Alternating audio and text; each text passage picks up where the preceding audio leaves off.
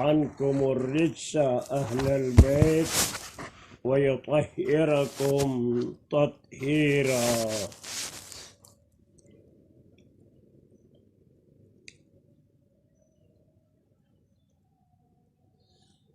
دروس کہیں بھی تفصیل اچھا نہیں ہے، وقت زیادہ لیتا ہے۔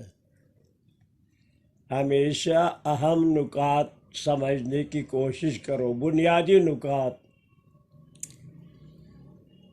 اس وقت، اس سے پہلے اور آئندہ دشمن شناسی میں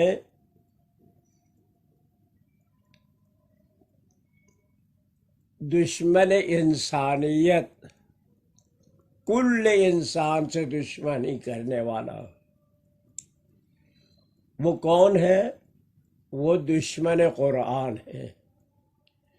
جو قرآن سے دشمنی کرتے ہیں اس سے کوئی خیر نہیں ہے، کیونکہ قرآن انسان بنانے کے لیے آیا ہے، انسان سازی کے لیے آیا ہے۔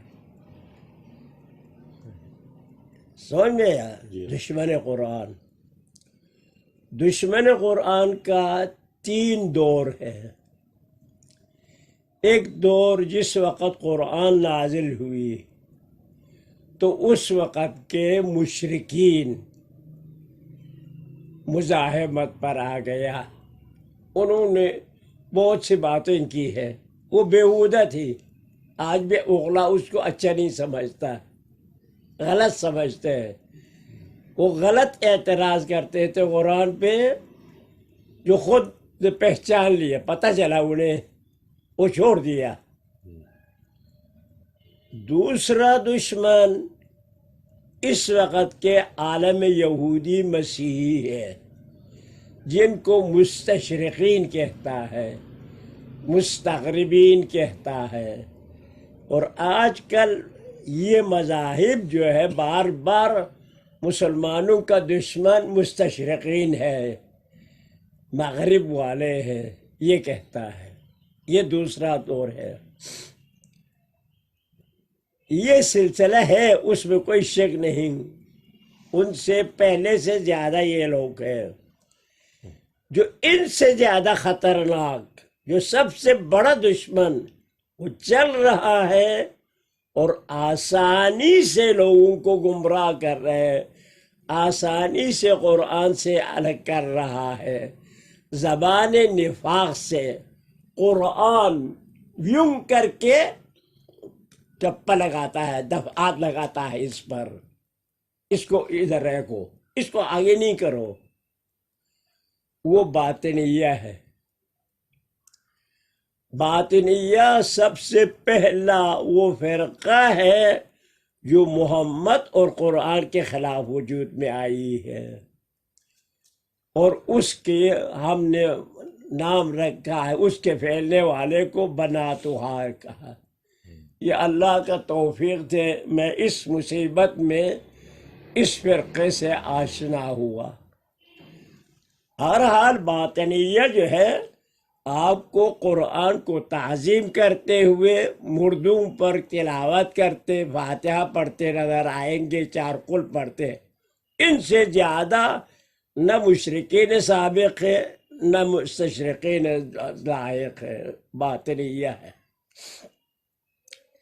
انہوں نے بہت آسان سے مسلمانوں کو ٹکڑا ٹکڑا، آیت نہیں، ٹکڑا ٹکڑے سے بہت کوسوں میل پھینک دیا ہے۔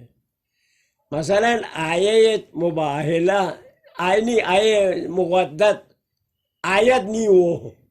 آیت کسے کہتے ہیں؟ ادھر سے ادھر تک نشانی لگی ہے نا، اس کو آیت کہتا ہے، بیچ کو آیت نہیں کہتا ہے۔ آیے مودت، آیے تدہیر، یہ بیچ کی ایک آیت کا ٹکڑا ہے، سمجھ گیا؟ کھلے کھلے عام سادہ طریقے سے اس ٹکڑے کو ادھر سے نکالے، ادھر سے کاٹا، ادھر سے کاٹا، اور اس کے لیے عجیب مینار قائم کیا ہے. مثلا آیہ تطہیر زواج ازواج پیغمبر نے سہولت زیادہ مانگا پیغمبر سے تو ان کی ہدایت میں آئی ہے.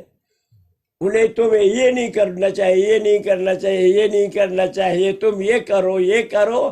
آخر میں سادہ سادہ ان سے توقعات اللہ نے، ہم تم سے زیادہ کوئی توقعات نہیں کر رہے، تم کو زیادہ کوئی تکلیف نہیں دے رہے، ہم صرف تم سے چاہتے کہ تم پاکیزہ رہو. یہ ازواج پاکیزہ آپ سے کیا، آپ سے ان اللہ یحب المطہرین نہیں ہے.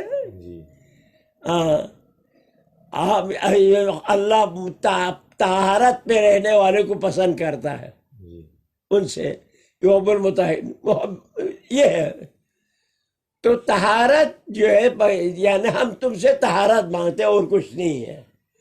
اس کو لے کے عصمت ائمہ بنائی ہے، اس کو لے کے ائمہ کو حجت بنائی ہے، اس کو لے کے. تو لہٰذا یہ سمجھنا چاہیے جو کچھ اس وقت لوگ لاجواب رہیں گے وہ قرآن کو اٹھائے. آپ جہاں جہاں دین کی بات ہے یہ قرآن میں کہاں ہے، کدھر ہے؟ کوئی قرآن نہیں، ہر چیز میں قرآن نہیں ہوتا ہے بھئی. ہر چیز میں قرآن نہیں ہوتا ہے تو کیا ہوتا ہے؟ حدیث قرآن ایک جیسا ہے نہیں، ایک جیسا نہیں. قرآن میں ہر چیز نہیں، تو آپ کہتے ہیں نا ہر چیز نہیں ہے.